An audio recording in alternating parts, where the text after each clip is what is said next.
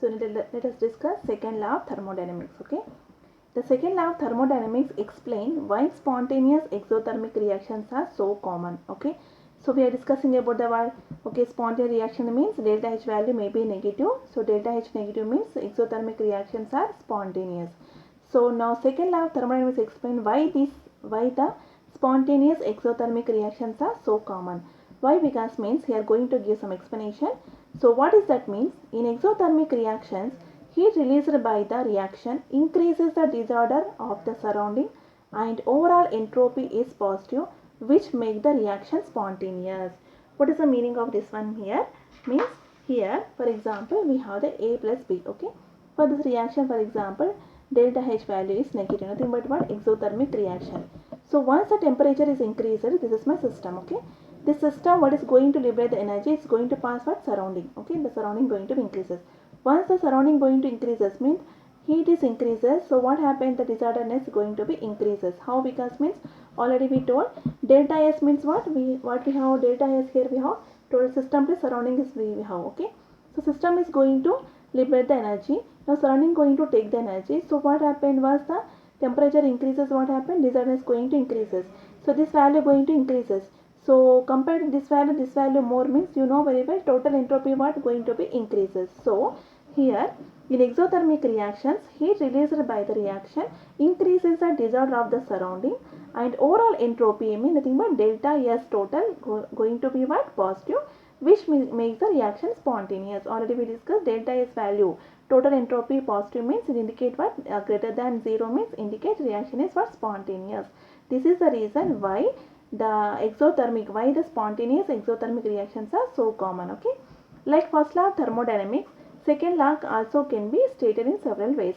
So already we discussed the first law like a mathematical expression like delta U equal to Q plus W, and energy is neither created nor destroyed, or isolated system energy is constant. Like that we define in various ways first law of thermodynamics. Okay, like that you can define the second law of thermodynamics in several ways. First one, how can you define means it is impossible to construct a machine working in cycles which transform heat from a lower temperature region to higher temperature. Okay, so already okay temperature region without any intervention but involvement of any external agency.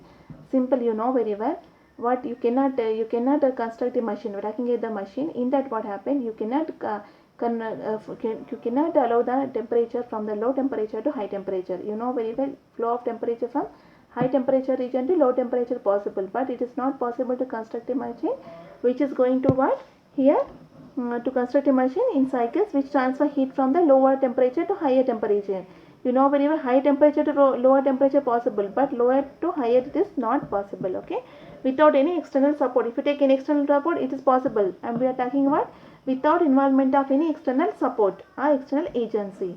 Next, heat cannot flow from a cooler body to hotter body. Again the same. Okay, mean cooler body means for low temperature, hotter body means high temperature. So heat cannot flow from the cooler body to hotter body, or you can tell generally what happened, high temperature to low temperature possible, but low temperature high temperature is not possible.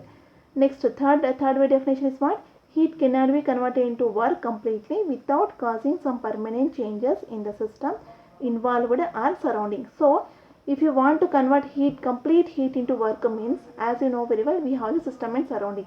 So without making any changes you cannot convert complete heat into work. Okay, whatever you given heat, for example I given 90 joules of heat, that has to convert into 90 joules of work means it is not possible.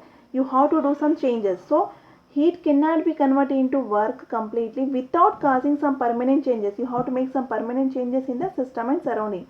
If you want to convert 100% heat into 100% work means you have to do some permanent changes in the system or surrounding. Okay, all next fourth way of definition what? All spontaneous processes are thermodynamically irreversible and entropy of the system increases in all spontaneous process. So if you see the spontaneous process already we saw, for example falling of water. So what happened is an irreversible process and entropy of the system increases. Why? Because if you see water is coming down means what happened, there is a randomness going to be increases, so entropy going to be increases. Okay, so burning of wood also would have some proper arrangement before the burning, but after that what happened here, entropy going to be increases. Why? Because disorderness in the wood going to be increases. So all the spontaneous processes are irreversible and entropy going to be increases. Okay, this is the definition of the second law of thermodynamics. You can define any one of the way. Okay.